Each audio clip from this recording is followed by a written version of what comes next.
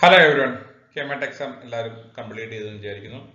അപ്പോൾ കെമാറ്റ് എക്സാമിൻ്റെ നെക്സ്റ്റ് ഒരു അപ്ഡേറ്റ് ആൻസർ കീ പബ്ലിഷ് ചെയ്തിട്ടുണ്ട്. എങ്ങനെ ആൻസർ കീ ചെക്ക് ചെയ്യാം, ഇനി നിങ്ങൾക്ക് സ്കോർ കൊണ്ട് എന്തൊക്കെയാണ് ചെയ്യാൻ പറ്റുന്നത്, എക്സാം എഴുതിയുള്ള നെക്സ്റ്റ് സ്റ്റെപ്പ് എന്താണ് റിസൾട്ട് വരുന്നത്, ആപ്ലിക്കേഷൻ പ്രോസസ് എന്തൊക്കെയാണ്, ഇത്തരം കാര്യങ്ങളാണ് ഈ വീഡിയോയിൽ നമ്മൾ സംസാരിക്കുന്നത്. വീഡിയോ പൂർണ്ണമായിട്ടും കാണാൻ ശ്രമിക്കുക. ഒന്ന് രണ്ട് കാര്യങ്ങൾ പറയാൻ ആഗ്രഹിക്കുന്നു. ഒന്ന്, നമ്മുടെ കെമാറ്റ് എക്സാം കംപ്ലീറ്റ് ആയാലും ഈ ഒരു ചാനലിൽ MBA റിലേറ്റഡ് ആയ വീഡിയോസിൽ കണ്ടിന്യൂ ചെയ്യുന്നുണ്ടാവും.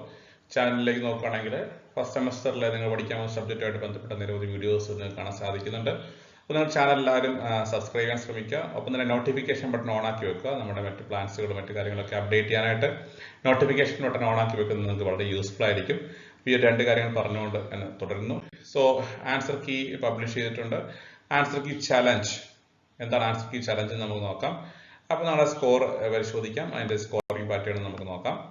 അപ്പോൾ അത് തന്നെ വെബ്സൈറ്റിലുള്ള നോട്ടിഫിക്കേഷനിലേക്ക് നോക്കുകയാണെങ്കിൽ ഇവിടെ പ്രധാനപ്പെട്ട 9 കാര്യങ്ങൾ പറയുന്നു. വെബ്സൈറ്റിൽ എക്സാം ഇന്ന ദിവസം കഴിഞ്ഞിട്ടുണ്ട്, അതിൻ്റെ ആൻസർ കീ പബ്ലിഷ് ചെയ്തിട്ടുണ്ട്. അപ്പം തന്നെ കാൻഡിഡേറ്റ് പോർട്ടലിൽ നോക്കിയാൽ നിങ്ങൾക്ക് ആൻസർ കീ കാണാൻ സാധിക്കും. നിങ്ങൾക്ക് ആൻസർ കീയിൽ എന്തെങ്കിലും എറർ ഉണ്ടെങ്കിൽ നിങ്ങൾ ചലഞ്ച് ചെയ്യണമെങ്കിൽ നിങ്ങൾക്ക് ചലഞ്ച് ചെയ്യാം. തെറ്റ് വന്നിട്ടുണ്ടെങ്കിൽ അപ്പോൾ അത് ചലഞ്ച് ചെയ്യാനുള്ളൊരു പ്രൊസീജിയർ പറയുന്നുണ്ട്.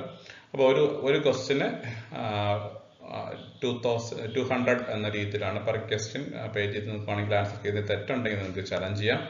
നിങ്ങളുടെ ചലഞ്ച് കറക്റ്റ് ആണെങ്കിൽ, അതായത് ആ തെറ്റ് ശരിയായ ഉത്തരം മാറിയാണ് വന്നിട്ടുള്ളതെങ്കിൽ ആ തെറ്റ് കറക്റ്റ് ചെയ്യപ്പെടുകയും ഒപ്പം തന്നെ നിങ്ങൾക്ക് റീഫണ്ട് ചെയ്ത് കിട്ടുകയും ചെയ്യും. ഓക്കെ, അതിനുള്ള ഡെഡ് ലൈൻ പറഞ്ഞിട്ടുള്ളത് 4th ജൂൺ. അപ്പോൾ 2 ദിവസത്തെ ഡെഡ് ലൈനാണ്. വ്യാഴാഴ്ച 11 മണി വരെയുള്ള സമയമാണ് പറഞ്ഞിരിക്കുന്നത്. മറ്റേതെങ്കിലും കംപ്ലയിൻസ് ഒക്കെ ഉണ്ടെങ്കിൽ നിങ്ങൾക്കത് രജിസ്റ്റർ ചെയ്യാനുള്ള ഓപ്ഷനുണ്ട്. അപ്പോൾ എങ്ങനെയാണ് നമ്മൾ ആൻസർ കീ മനസ്സിലാക്കേണ്ടതെന്ന് നോക്കാം. ചിലരെങ്കിലും ആൻസർ കീ കണ്ടിട്ടുണ്ടാവുമായിരിക്കും.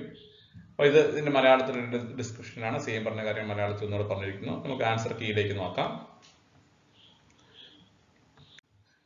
അപ്പോൾ നമ്മുടെ വെബ്സൈറ്റിൽ വരുവാണെങ്കിൽ നമ്മളെപ്പോഴും പറയുന്ന പേജ് തന്നെ www.ce.kerala.gov.in. അപ്പോൾ അതിൽ ഹോം പേജ് ക്ലിക്ക് ചെയ്യുകയാണെങ്കിൽ ഈ ഒരു ലിങ്കിലേക്ക് സെക്കൻഡ് കെമാറ്റിൻ്റെ ലിങ്ക് കാണാൻ സാധിക്കും. നിങ്ങൾക്ക് ആ കെമാറ്റ് ഈ പേജിൽ വരുവാണെങ്കിൽ ആൻസർ കീ എന്ന് പറയുന്ന ഈ ഒരു ടാബ് നോക്കാൻ പറ്റും. ഈ ടാബ് ക്ലിക്ക് ചെയ്യുക.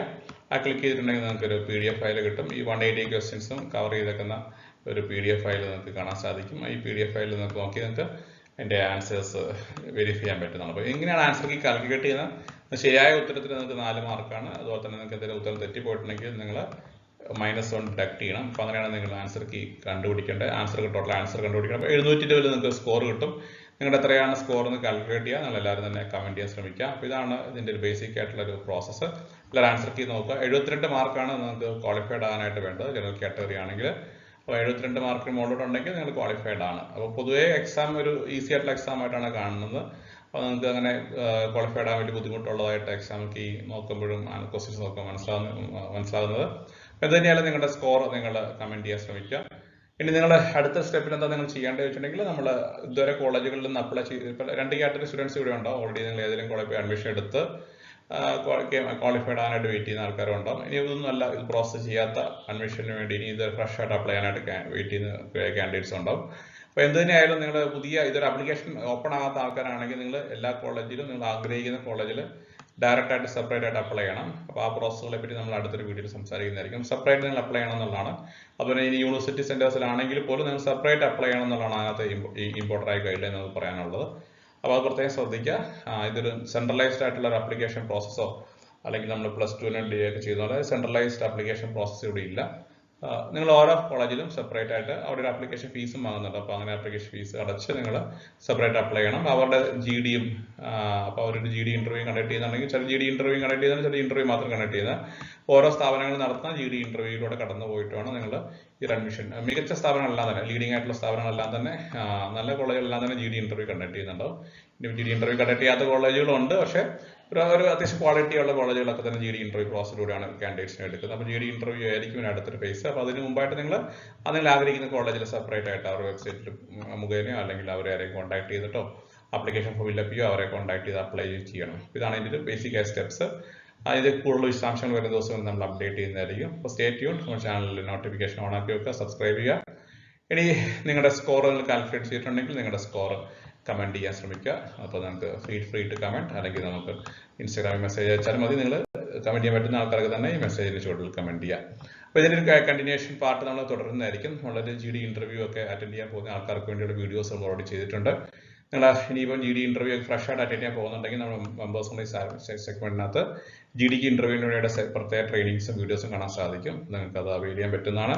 അങ്ങനെ GD ഇന്റർവ്യൂവിന് പ്രിപ്പയർ ചെയ്യുന്ന ആൾക്കാർക്കാണെങ്കിൽ നിങ്ങൾക്ക് അത്തരം വീഡിയോസുകൾ നമ്മുടെ മെമ്പേഴ്സ് ഓൺലി സെഗ്മെന്റിൽ എക്സ്ക്ലൂസീവ് ആയിട്ടുള്ള ഫ്രീക്വന്റ്ലി ചോദിച്ച ചോദ്യങ്ങളും സെൽഫ് ഇൻട്രൊഡക്ഷൻ ഈ വീഡിയോസുകളും GD ടോപ്പിക്സുകളും ഇന്റർവ്യൂവിൽ ചോദിക്കുന്ന ചോദ്യങ്ങളൊക്കെ നമ്മൾ കവർ ചെയ്യുന്നുണ്ട്. അപ്പം നിങ്ങൾക്ക് താല്പര്യമുള്ളവർക്ക് അത്തരം വീഡിയോസുകൾ വാച്ച് ചെയ്യാം. വീണ്ടും മറ്റൊരു വീഡിയോ കാണാം. അതിന്റെ നെക്സ്റ്റ് പ്രോസസ്സുകളും കേരളത്തിലെ എല്ലാ വിദ്യാർത്ഥികളും ചോദിക്കുന്ന പ്രധാനപ്പെട്ട ചോദ്യമാണ് KMAT അക്സെപ്റ്റ് ചെയ്യുന്ന ചില കോളേജുകൾ, സെക്കൻഡ് KMAT അക്സെപ്റ്റ് ചെയ്യുന്ന ചില കോളേജുകളൊക്കെ നമ്മൾ പരിചയപ്പെടുത്തുന്നുണ്ടാവും. ഒപ്പം തന്നെ നമ്മൾ അടുത്ത സ്റ്റെപ്പിൽ നിങ്ങൾ എന്തൊക്കെ കാര്യങ്ങൾ ചെയ്യേണ്ടേ എന്നുള്ള കാര്യങ്ങൾ ഓർമ്മപ്പെടുത്തുന്നു. ഇത്തരം കാര്യങ്ങൾ അടുത്തൊരു വീഡിയോ കാണാം. Till then, all of you take care. Stay safe. Bye.